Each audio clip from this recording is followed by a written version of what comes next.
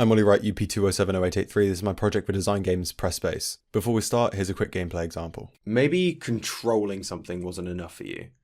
Maybe you need to be something. I know this might be against my own rules, but I'm prepared to let you move the mouse around.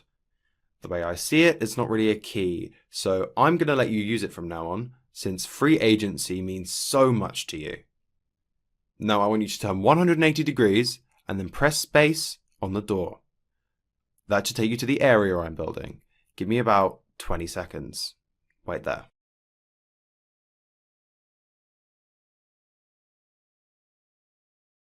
Again? Are you capable of doing anything that I say? All you had to do was stand still and wait for 20 seconds. Well, here we are. The final stop. I give up trying to take you somewhere fun, somewhere nice, somewhere pretty. You can move. I give up.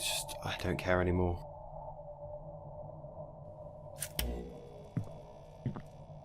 Okay, I'll give you one last chance. There's a computer there. Now go, look at it, and press space. The concept of Press Space is that it's a branching narrative puzzle game that explores the nature of freedom and the relationship between players and developers within games. Press Space plays with the idea of visual and narrative congruency, changing the way the player interacts with the game in order to create more puzzling situations where they either have to obey or not, creating a binary option choice. Ordinarily, the option to obey is given as instructions, while the player has to figure out by themselves how to disobey. Along the main line of the game, the philosophy that every point in the game must have an option to obey or disobey was adopted. This leads to about 9 different endings, which are covered in these graphs. Press Space assumes that players aren't new to gaming. While the titles take care to adapt for new players and allow new different playstyles, Press Space takes no time and forces the player to figure it out by themselves. The design reflects this by never giving explicit instructions to the player on how to disobey, forcing them to rely on past knowledge such as WASD movement at the start of Chapter 2. The appearance of the game changes over the course of a playthrough. It begins with just text, then images, then third person, then first person. The idea of this is it creates a sense of the increasingly personal relationship between the player and the narrator. So, for example, text and images are both relatively impersonal. In third person, you are playing as a thing, but you aren't that thing, you are watching it through a third-party lens. While as in first person, you are the thing you are controlling. Therefore, you are the player interacting with the narrator.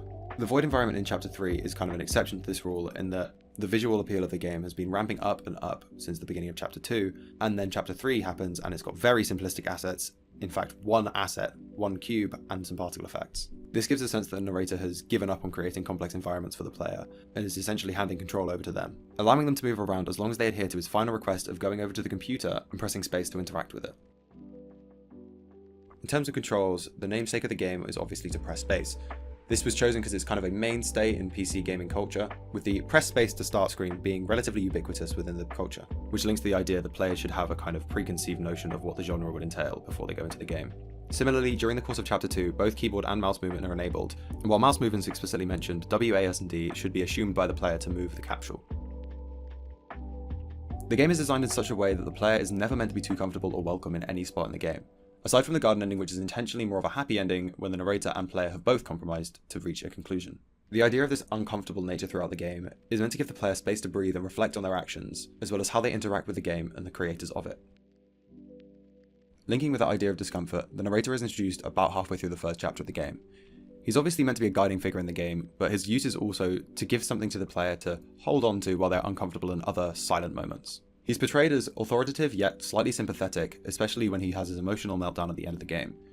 The Sympathetic Plot by Manveer Singh argues that a sympathetic character triggers psychological mechanisms that build interest in a character, and then satisfaction when their story reaches its conclusion, which also builds on a natural capacity to learn and relate. This applies to the narrator as he is a sympathetic character who the player is meant to invest in through the course of the game.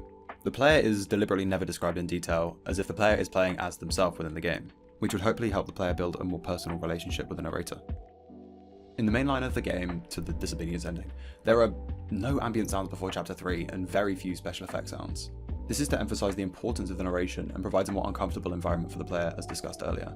In Inexplicable Silence, an uncomfortable analysis of social silences by Daniel Steinbock, he analyzes multiple social silences, one of which had no obvious reason to exist, so the people kept talking and trying to maintain a conversation during, after which most described it as an awkward silence. In Press Space, obviously this casual two-way conversation can't happen, given the nature of the game, so the player is left to their own devices to think about their previous decisions and how they're affecting the game and the narrator. quick example in a film would be Ridley Scott's Alien, which employs silence to create a sense of intrigue and unease in the viewer. And although I'm not creating a horror game, this sense of discomfort is exactly what I want to inspire with the sound design in the game. In some of the alternate endings, namely the evil, prison and garden endings, there is some kind of an ambient sound. Ambience in the evil ending is a foreboding and uneasy track, having continuous nondescript sounds which players may find abrasive, in order to provide a deliberately negative environment. The prison ending is a bittersweet ending, so the comforting sound of a fireplace is played, as if it were coming from the torches within the cell, juxtaposed with the environment being, a prison, a very hostile environment with a very comforting sound. And the garden contains relaxing environmental sounds, signalling freedom and the outside, which is associated quite commonly with happiness. In terms of level design, there's very basic puzzle design elements in Chapter 2, which use perspective tricks. Perspective tricks are useful for simplistic puzzles, and they also represent that the game has more than meets the eye, a theme that started right at the beginning of the game when there appears to be nothing but a white void. Additionally, signposting is used with the light at the end of Chapter 2 to signify that there's a secret room around the side of a wall that you might not otherwise see. Chapter 3 also deliberately subverts level design expectations and has an incredibly simplistic level with only a box and a computer in it. This is to deliberately draw attention to the narrative of the scene and the only actor within it, the computer and the narrator. Most endings were designed to represent certain themes of the game, mostly the ones after Chapter 2. However, the Chapter 1 endings focus on short narrative conclusions rather than a thematic conclusion, as not enough of the game has been explored for a thematic conclusion to make sense at that point in the game. The final ending focuses on the main theme of disobedience and the thirst for content from developers much faster than they can deliver it to players. This is deliberate, as the subtext under the whole game is that the player is interacting with the developer of said game, so this gives a conclusion to the overall narrative presented by the game, therefore it's in the most prominent position. One of the first problems I faced was the narrator was talking over himself. Now, this was a technical problem, but it could be solved with design solutions. Most of the time this was dealt with by locking the controls of the player while the narrator was talking. However, this is not the ideal way to go, as players may find this frustrating during certain sections where they feel like they should be able to control certain elements. As well as this, some issues still persist in that when you fall off the island, for example in Chapter 2, you can undercut another audio that's currently playing. The design decision taken here was to cut the current audio and begin a new one. This can be to the detriment of the immersion of the player within the game. An alternative might have been to create a dialogue tree which adapts to the player's actions and naturally continues the narrator's dialogue. However, this could have been a very time-consuming task for a very small minority of cases. Other than this, the most prevalent underlying cause to every other problem I faced was narrative congruency. One such example is that the design philosophy that every point in the game should have content if the player chooses to obey the game was not adhered to at the start of Chapter 2. I discovered this when I created the original flowchart for the game, and the player had to disobey to continue. This was undoubtedly the biggest pain point in the design process of the game, and I, for a long time, was unable to find a solution that both fit the simplistic graphical style of the section, as well as the narrative idea that the area had been put together quickly by the narrator. Eventually, I settled on a pretty meta ending, which discussed the experience of the player so far and why they chose to obey at this point. After they answer the narrator's questions, the narrator informs them that none of their decisions actually mattered and almost everything they've done has been accounted for before. This relates to the narrative theme of free will within the game, and the narrator deliberately pokes fun at the player for thinking that they have it. Obviously, another problem that could arise from that is that the player actually goes into Chapter 2 and immediately obeys and gets this ending, which really doesn't suit the time it's meant to be accessed. The whole idea of the ending is that it's being accessed by a player who might consider themselves a completionist, and pokes fun at them for exactly that. In order to combat this, I took the mechanical approach of making the jump really clunky and take forever to complete. So if a player wanted to do the required 25 jumps to get to this ending, it would be very, very tedious, attempting to guide the player towards the idea that they should be walking off, which is the intended path to get to the disobedience ending. I could have instead put a more light-hearted ending here, especially considering it's at the beginning of a chapter, but I felt there needed to be somewhere where there was a meta ending that poked fun at the player for finding it, and I felt that this was one of the most unlikely times for the player to choose to obey. Another design problem that I faced was the box area in Chapter 2 originally had the player using the jump mechanic to climb the walls to leave the area. This didn't fit the philosophy that the player should be able to make it to the disobedience ending without pressing space a single time. So this was switched for a perspective trick which came with its own problems. A benefit to the perspective trick was that it created a kind of puzzle for the player as opposed to just randomly jumping at the walls until they clipped through it. However, the problem was it didn't quite make sense from a narrative perspective.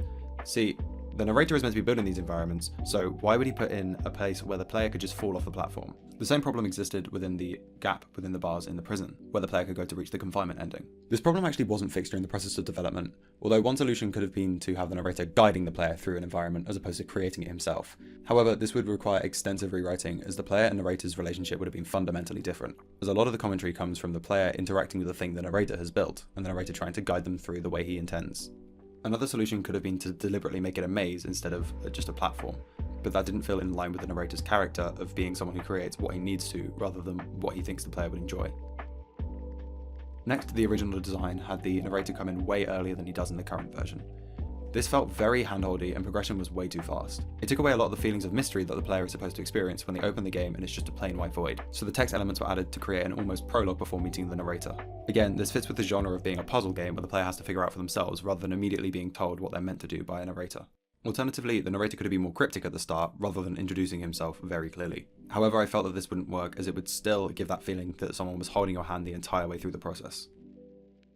Another ending that was proposed was the player to use a weird clip brush that enabled them to get out of bounds within the garden scene. However, this ending was scrapped as it didn't feel narratively consistent with the rest of the game.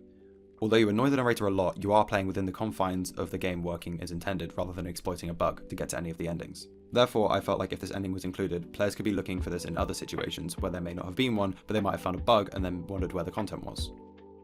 Instead of no clipping in the garden ending, I could have made a way to get out of bounds through legitimate means. However, I felt this might undermine the emotional importance of the garden ending.